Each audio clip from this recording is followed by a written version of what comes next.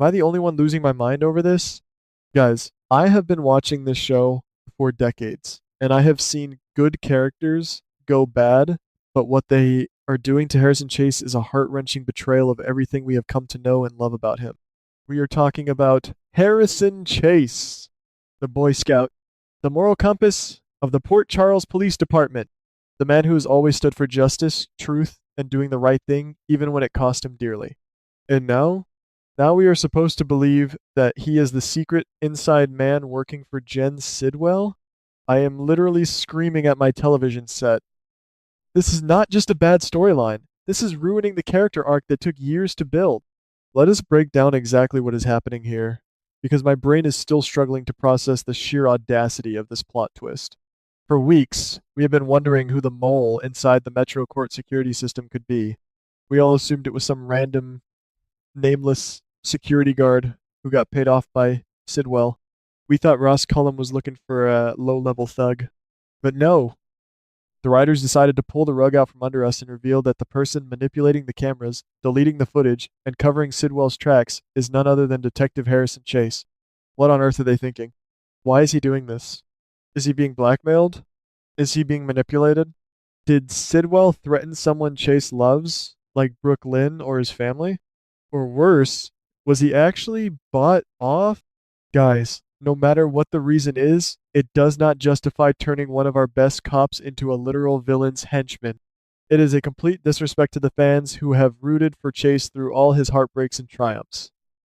To see him secretly collaborating with a monster like Jen Sidwell is sickening. With his high-level law enforcement access and deep knowledge of the Metro Court security infrastructure, Chase has become the absolute perfect weapon for Sidwell.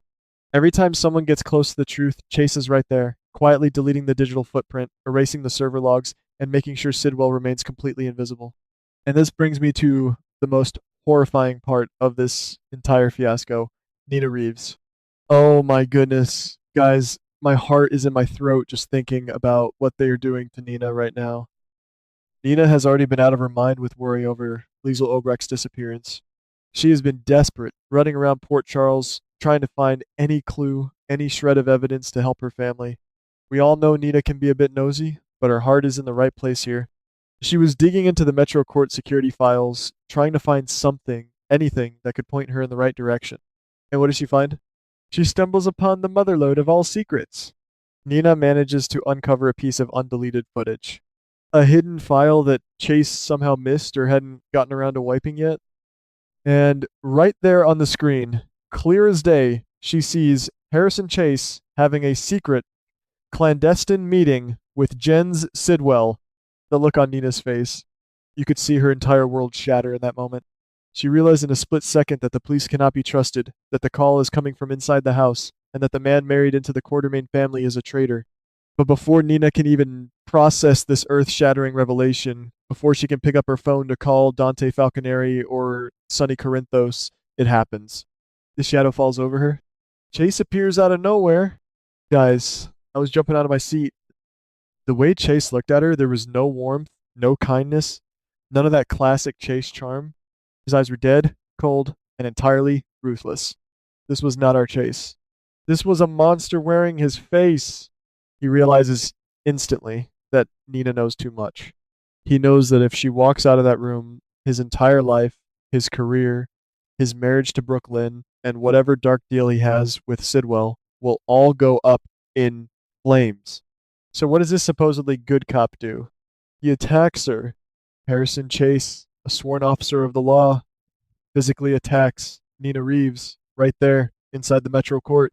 He silences her before she can scream for help. The sheer terror in Nina's eyes as she is overpowered by a man she thought she could trust is genuinely hard to watch. I am shaking just talking about it. This is outrageous writing. How do you ever redeem a character after he violently attacks an unarmed woman to cover up his own crimes? You cannot. And it gets worse. Chase doesn't just knock her out and run. He kidnaps her. He drags an unconscious Nina into a secret, abandoned suite within the Metro Court, a room that Jen Sidwell has been using as his hidden lair, right under everyone's noses. Can you even imagine the psychological horror Nina's going to face when she wakes up? She is locked in a dark room, held captive by a police detective and a ruthless criminal mastermind. She is entirely cut off from the world. No one knows where she is. No one knows who took her. And the absolute worst part is that the very person who is supposed to be searching for her is the one who locked her in that room. The aftermath of this kidnapping is what is truly making my blood boil. The sudden disappearance of Nina Reeves sends massive shockwaves through Port Charles. Everyone is panicking. And where is Harrison Chase? He is playing the hero. I cannot stand it. I watched him stand there in the squad room, looking Dante Falconeri right in the eye, pretending to be deeply concerned about Nina's whereabouts. He is actively participating in the search parties. He is organizing the grid searches. He is comforting the family, all while knowing exactly where she is. Because He put her there. The sheer level of sociopathic deception is staggering. Every time Dante turns his back, Chase is planting false evidence, pointing the investigation in the wrong direction, and ensuring that Sidwell's master plan goes off without a hitch. Dante is completely clueless. Dante, who is supposed to be this brilliant detective, is being played for an absolute fool by his own partner. It makes the entire police department look utterly incompetent. I am so frustrated, I could scream. We are watching Chase use his badge not to protect and serve, but to manipulate and destroy. And let us talk about the bigger picture here, because Nina is just collateral damage in this twisted game. Sidwell is setting a massive, catastrophic trap. We know he is targeting Sonny Corinthos, Laura Collins, and Lucas Jones. Sidwell wants revenge, and he wants chaos. And Chase is the architect helping him build this nightmare? Chase is providing the security access, the police patrol schedules, the blind spots in the city's surveillance network. Chase is handing Port Charles over to a madman on a silver platter. If anyone dies in this trap, their blood is directly on Harrison Chase's hands. How does the show ever walk this back? What about Brooklyn? Oh my goodness, guys. Brooklyn Quartermain is currently running around town, scheming against Willow Kane, trying to frame people, completely oblivious to the fact that she is sleeping next to a literal criminal. Brooklyn thinks she is the master manipulator in her marriage, but she has no idea that her husband is involved in kidnapping and domestic terrorism. When Brooklyn finds out, and she will find out, it is going to destroy her. It is going to destroy the entire Quartermain family. Tracy's going to lose her mind. And what about Willow? Chase has been acting as Willow's defender, her knight in shining armor against Brooklyn's fake evidence. Willow is considering turning to Chase for help? Imagine Willow going to Chase, begging him to prove her innocence, not knowing that he is a corrupt, compromised villain who has Nina locked in a dungeon. The dramatic irony is so thick you could cut it with a knife, but it doesn't make it good television. It makes it a complete mess.